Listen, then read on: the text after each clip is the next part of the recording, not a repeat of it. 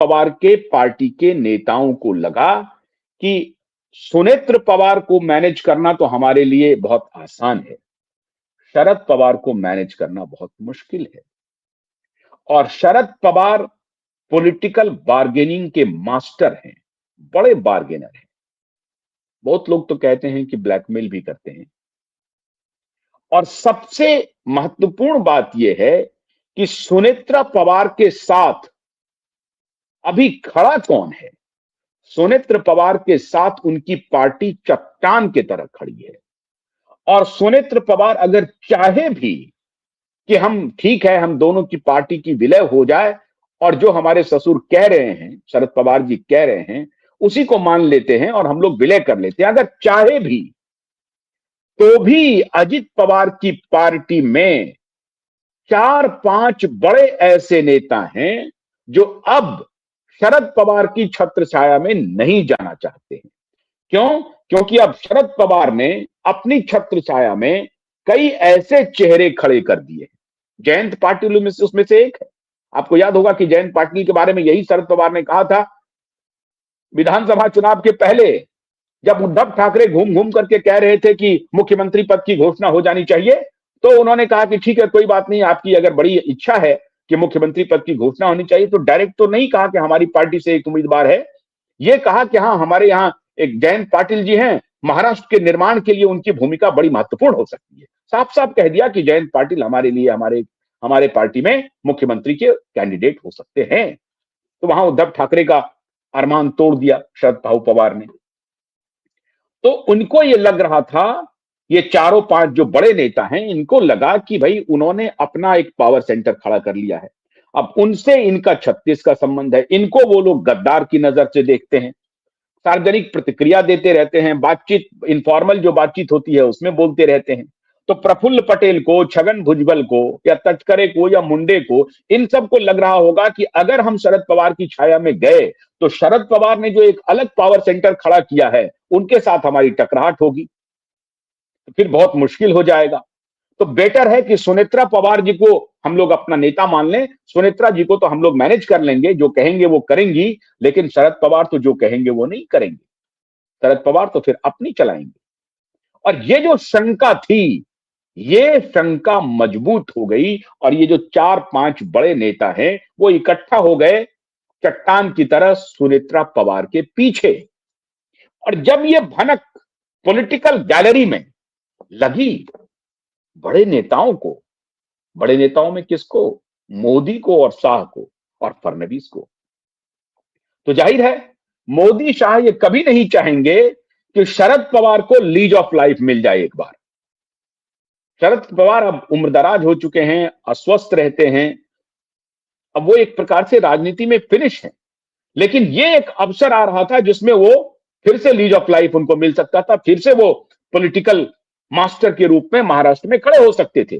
और उनका एक ही सपना है, अपनी बेटी को स्टैब्लिश कर देना।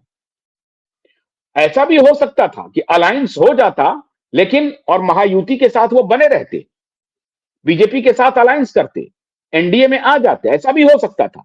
लेकिन ये होता कब? जब वो बार्गेन बहुत स्ट्रांग करते। वो कहते कि हमारी बेटी को या तो डिप्टी सीएम बना दीजिए, या हमारी बेटी को केंद्र में मंत्री बना दीजिए, फलाना फलाना मंत्रालय दीजिए। बार्गेन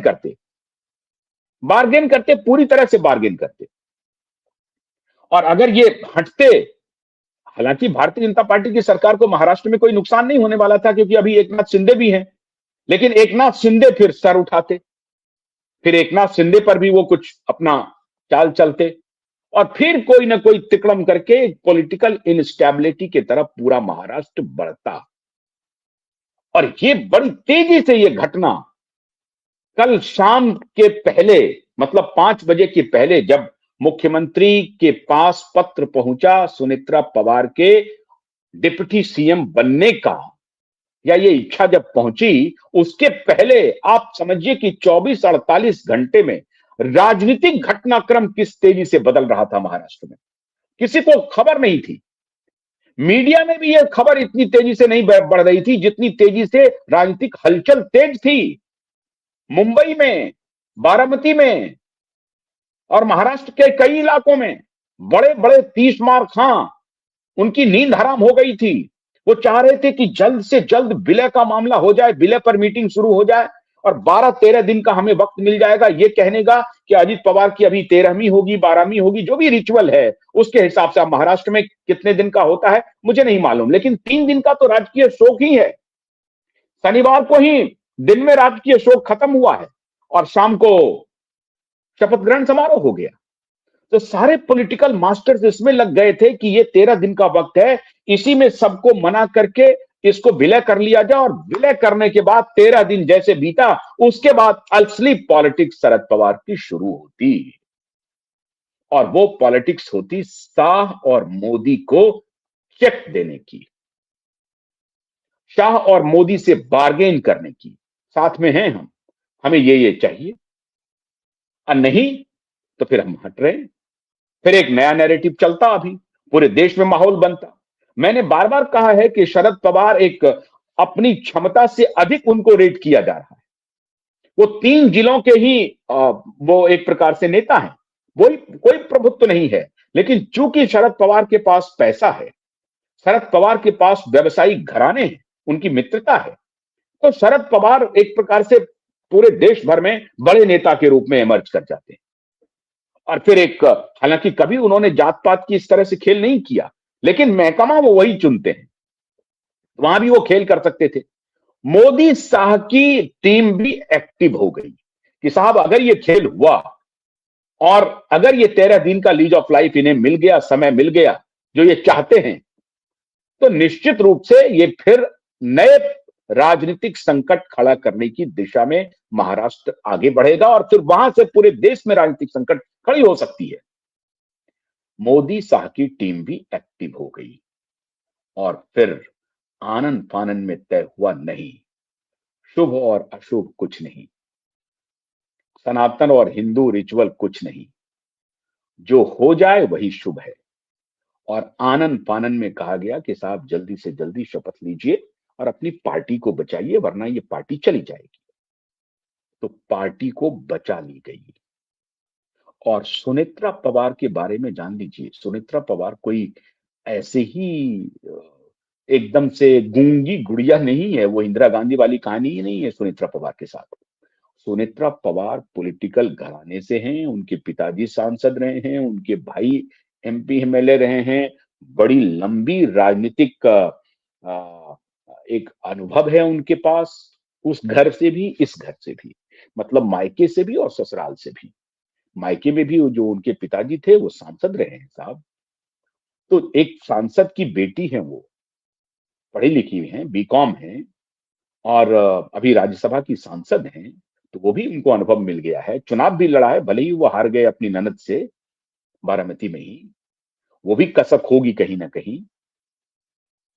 तो ये सारी बातें, ऐसा नहीं है कि Sunetra Pawar politically immature politician है। हाँ, पार्थ के पास अगर जिम्मेदारी जाती तो हो सकता है जो सीनियर नेता हैं वो थोड़े असहज होते। तो बहुत चालाकी से, बहुत होशियारी से, एक कह सकते हैं कि पॉलिटिकल होशियारी का जबरदस्त परिचय दिया है एनसीपी अजित पवार के नेताओं ने। और उन्होंने सुनेत्रा पवार को चुन करके एक तो अपनी पार्टी बचा ली है और दूसरी जो एक बड़ी प्लानिंग हो रही थी शरद भाऊ पवार, मैं ये नहीं कह रहा हूं कि शरद भाऊ पवार इसी नजर से देख रहे होंगे, लेकिन ये एक राजनीतिक अवसर उनके लिए बना था, इसमें कोई शक नहीं। मैं आज भी ये कहता हूं कि वो एक परिवार के ही रूप में वो सोच रहे होंगे कि पार्टी इकट्ठा हो जाए, हम लोग साथ मिलकर के चले। लेकिन साथ तो वो मिल जाते अपने लिए, लेकिन बाकी लोगों के लिए वो परेशानी खड़ी कर देते। बाकी लोगों में सबसे ज्यादा परेशानी खड़ी करते वो अमित शाह और मोदी के लिए। तो टीम एक्टिव हो गई और उनको लग रहा था कि ये शिंदे, अगर ये इस तरह से ये लोग एक हो जाते हैं तो शिंदे भी कल को आंख दिखाएंगे हमको। तो शिंदे को भी उन्होंने एक प्रकार से नियंत्रण में रखा और अब पावर पूरी तरह से बैलेंस हो गया। इसीलिए मैंने कहा, आपको कल भी बताया था कि अजित पवार से देवेंद्र फडणवीस का जो रिश्ता था वो बहुत अच्छा था। वो एक प्रकार से देवेंद्र फडणवीस के सेवियर थे, वो इनको बचाते रहते थे और ये भी उनको बचाते थे। तो ये बहुत दुखद हुआ है देवेंद्र फडणवीस के लिए। राजनीतिक रूप से अगर बहुत बहुत नुकसान हुआ है तो देवेंद्र फडणवीस को भी नुकसान हुआ है, क्योंकि इन दोनों ने एक प्रकार से ये मान लिया था कि भाई आपकी जो शक्ति है वो लड़िए, हमारी एक बड़ी पार्टी की शक्ति है, हम लड़ेंगे और हम दोनों मिलकर के महाराष्ट्र में सरकार चलाएंगे, आगे भी चलाएंगे। जब शुरुआत में सिर्फ 24 घंटे के लिए बने थे, कुछ घंटे के लिए बने थे, सुबह 6 बजे आकर के उन्होंने शपथ लिया था, तब भी यही प्लानिंग हुई थी। तो महाराष्ट्र की चौसर पर सुनेत्रा पवार की जो शपथ है, सुनेत्रा पवार की शपथ बहुत कुछ कहती है।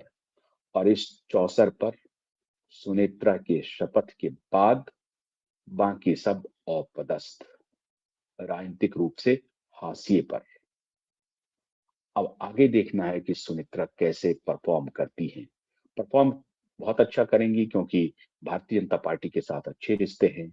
पार्टी के अंदर किसी में इतनी हैसियत नहीं है कि सुनेत्रा के साथ बगावत करे या उनके खिलाफ कोई पॉलिटिक्स करे। हाँ, ये आगे जाकर के हो सकता है कि शरद पवार कुछ और कोई तिकड़म करे, ऐसा लगता नहीं है प्रथम दृष्टिया।